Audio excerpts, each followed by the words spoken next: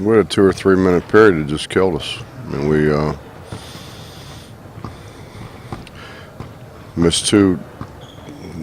Dennis misses one. We get it back. We miss a three. We miss a layup. And they come down and score, and then we don't get it in bounds. Although it was a pretty quick count. We don't get it in bounds. They hit a three out of bounds play. We come down, throw it to them. They shoot a layup, and then we come down and over dribble, and they steal it and go shoot another layup. And I think it was like 6, and it went from 6 to 16, I believe. Just made, too many consecutive bad plays. I mean, the game was manageable. It was manageable until we miss, easy shots. But the worst thing's throwing the ball to them.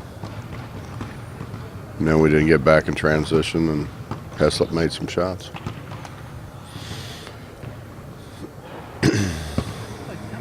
Hurt not having a go-to guy, someone that you could, depend on to get 15, 18, whatever it is points in a game. Almost have to feel your way through every game. Bob Dennis has kind of been that guy. I mean, I think when we really struggled to score, we were down 7-0 and went to Dennis and he scored. I think there's been a lot of games where, we've had to go to Dennis to kind of get the lid off. He, obviously hasn't been as productive as maybe some guys in the past have in that role, but that's where we go. It seems like since conference play, Harris has scored, and he scored like 13 a game anyway, which has given you something, but it hasn't. He hasn't pushed out a high percentage. He scores in a lot of ways. I mean, you look at his 19. Well, the game before, I think he got whatever he got. I think he had 4 layups. He does a good job in transition. He got some transition baskets against Baylor as well. Good transition baskets, that has a tendency to help your field goal percentage. We need to be more efficient in half court, and he needs to be more efficient in half court. But he is the one guy that can score different ways. He scores in transition. He can make a three. He drives it at the basket. He's probably our most versatile scorer.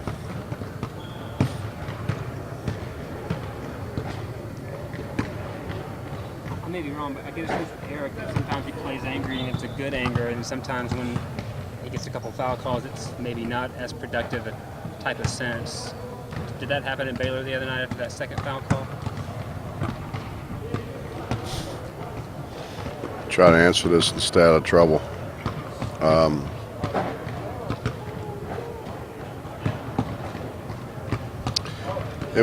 think it was a very tightly officiated game. And when you go in and you get 2 fouls, as quickly as he got 2 fouls, I think that has a tendency to back off maybe your aggression. He got one in his third one. He got rebounded. The ball was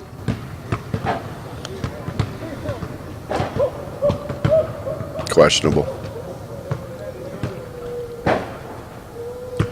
Coach, no one on the season in double figures, but you got like 7 guys at 7 or more. Is there a filling out process you go through on who's going to get you the points? Because, it seems like Murray goes through stretches. Harris is going through a good stretch right now, but it just seems like there's that lack of consistency on the night-to-night basis. I don't know. I think going into the season we thought that Matt Humphrey could score for us, and then he hurts his shoulder, and he really hasn't been the same since he hurt his shoulder. And then we get it going. Terry Henderson gets it going pretty good, and he gets hurt. We just haven't had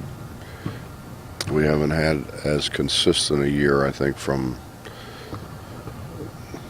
we probably had more guys miss practice with injuries than we have in a long time. I mean, I think it was different. Some of the other guys missed and they missed for an extended period of time. These were just kind of nagging things that I don't know that ever healed up.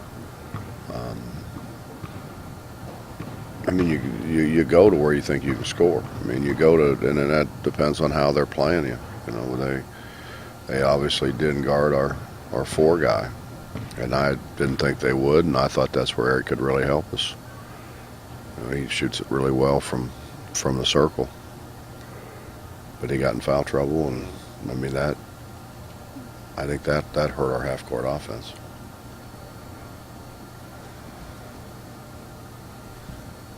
Why was this team successful against Texas Tech the first time around down in Lubbock?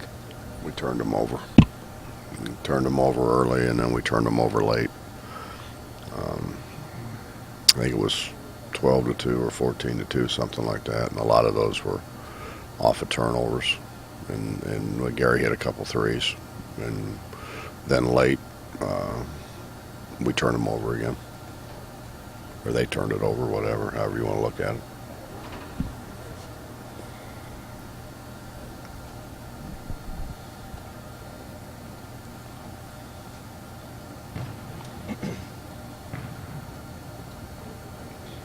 It's kind of hard to recognize this right now, given that you have to go to Kansas on Monday, but 3 of your next 4 are at home.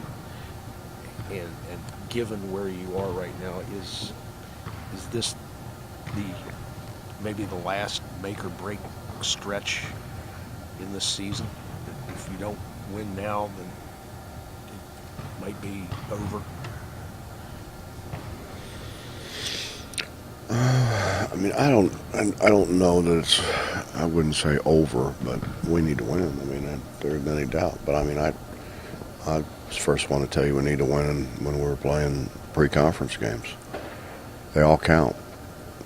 We've got an opportunity now, I think, with playing teams with a lot higher RPIs to increase our RPI. Our strength of schedule is going to be fine, and we've just got to get our RPI up to where it's in a ballpark, which we've got, I think, opportunities to do that. We've got some people coming up with pretty high RPIs. I mean, we've kind of been in this situation before. It hasn't been maybe as dire as what this one is, but we've been in this situation before where we needed to beat people when people came in here. The Notre Dame game, I think, comes to mind that we needed to win a couple of years ago and played pretty well. The good thing about playing in a good league is you have more opportunities. So we do have opportunities.